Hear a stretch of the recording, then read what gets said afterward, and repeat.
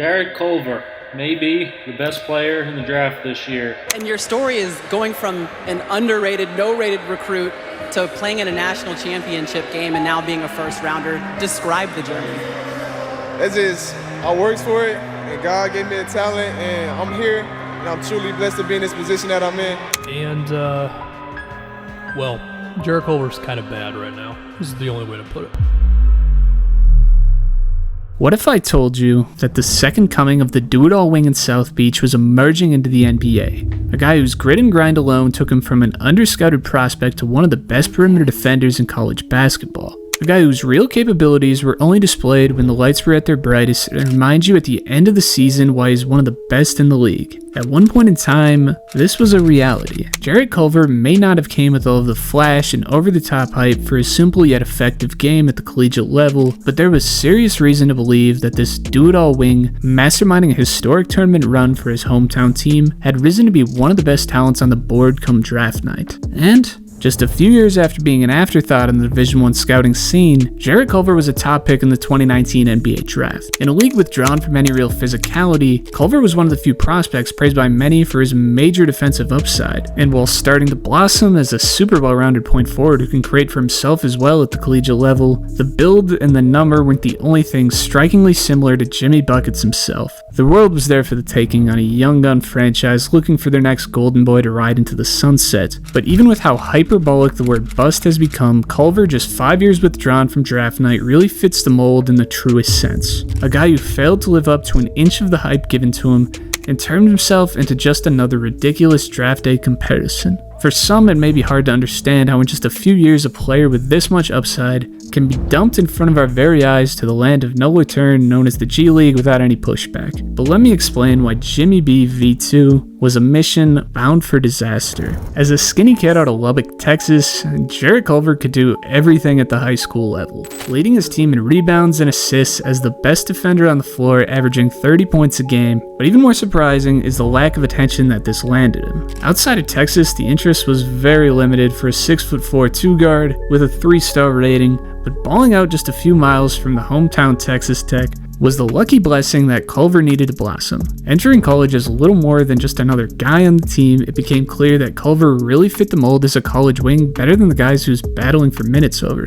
Culver would quickly be permanently instated in the starting lineup midway through the year, laying an incredible foundation to build on at 11 points and 5 boards a game, on 45% shooting and 38% behind the three-point line. His offense was pretty impressive this year, especially as it went on. A pretty athletic wing with a pretty damn nice isolation game who knocked down just under 40% of his looks from deep, has all the signs of a crazy college career to follow. But even more than that, after growing a couple inches and packing on about 25 pounds since high school, not only was Culver a capable defender at the collegiate level, but he was one of the best that the NCAA had to offer. As Texas Tech discovered their saving grace was living in their town the whole damn time, they decided to let the hometown boy get the keys to the team, in a move that set up the team for far and away the best season that the school's ever had, leading the team in points, rebounds, and assists at 18.5, 6, and 4.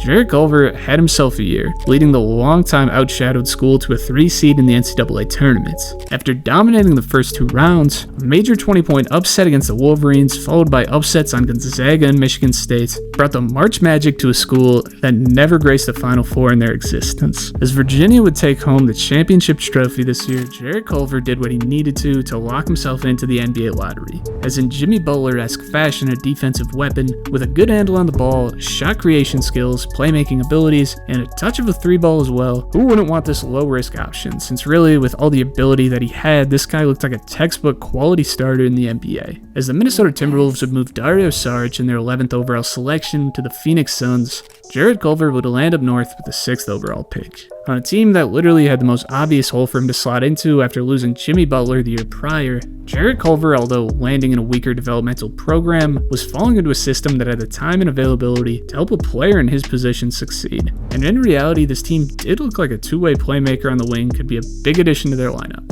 Although it's the worst kept secret that the Wolves had their eyes on Darius Garland with this move in the 2019 draft, the addition of Culver in theory still fit like a glove. With a two-man scoring presence of Towns and D'Lo being the foundation of the offense, With an additional go-to isolation and transition threat in Andrew Wiggins, surrounded by Beasley and Covington spacing the floor, Culver, whose offensive game was less developed than his defensive game, was not a centric point of the offense, and gave him the opportunity to focus on taking good shots when they're there and using his playmaking skills to feed better scoring talents, while finally giving Covington some help on the defensive end with one of the weakest defensive starting fives in the NBA. In what seemed like a safe and seamless pick who should have a smooth transition to most any systems, the Wolves learned the hard way that sometimes versatility can be your worst enemy. Culver had some major struggles adapting to the NBA game in his rookie year. Playing the second most total minutes on the roster throughout the 2019-2020 campaign, it's hard to really put any excuses on his poor play this year. I mean, the Wolves tried everything with the kid to get his confidence in the right direction, even running him as a big point guard in a role more similar to where he excelled at Texas Tech, but no matter what they tried, Culver never turned a corner throughout the season, averaging 9 points, 3 boards, and 2 assists on 40% from the field and 30% from deep,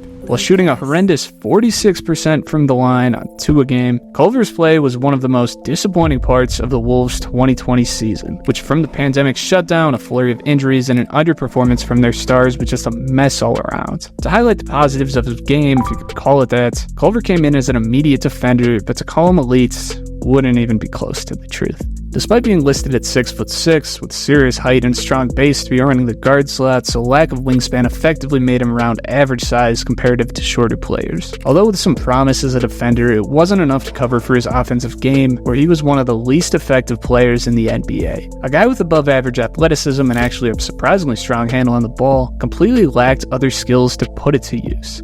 Even though Culver was a decent playmaker for his position, the lack of excellence in that element made Culver running the offense just an all-around weaker option than any traditional point guard or even a volume scorer like Andrew Wiggins. Culver's shooting woes are the primary reason behind his collapse in the NBA, as even though getting to the basket was easier for him than other guards, shooting just 58% at the basket, nearly 10% under league average, made him ineffective going downhill, especially when taking into account his atrocious shooting percentage at the charity stripe. Culver had somewhat of an ability to create similar to college, although not really NBA caliber, but his ability to play off the ball was just atrocious. With a jump shot that was close to non-existent, his weird push jump shot that lacked consistent follow-through was all out of whack and needed complete revamping. And a cutter with problems finishing inside was about as effective as you would imagine. The ugly transition to the NBA was a surprise to a lot of people, as unlike in college, Culver was not a jack of all trades, but he was certainly a master of none. Despite being better than pretty much every specialist in the NBA in all aspects of the game except one, they had one major thing that Culver lacked: the ability to play a role in the NBA. Is although he may be decent at everything, he just wasn't NBA caliber offensively anywhere,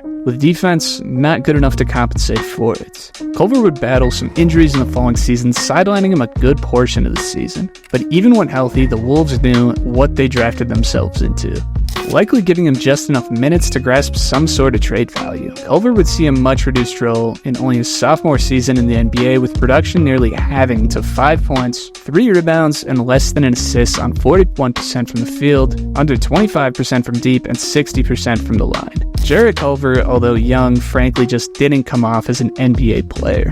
Culver would be moved and likely a salary dump to Memphis into a role as a backup defender in limited minutes. Although having somewhat of a defensive weapon off the bench can be crucial in playoff runs, his brutal 3 points a game on 37% from the field, 25% from behind the arc, and 47% from the line made Culver pretty damn unplayable. He would be denied his 4-year option with the Grizzlies at the commencement of the season, and Culver would receive what could be his last contract as a two-way player from the Atlanta Hawks, before shooting just 17 for 43 from the field and 1 for 12 from deep in his last 10 NBA games, being waived by the Hawks in 2023.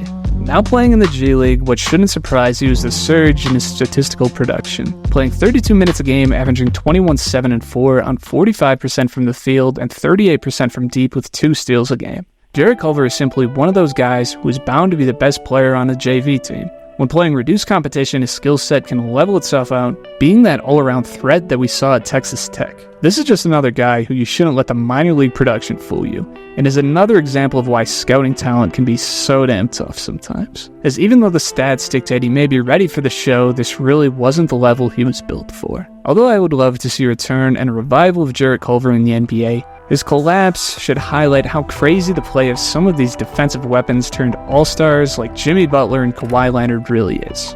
Versatility kills, but at some points it may be better to put your eggs in one basket. With that being said, why don't you keep your eggs in this basket?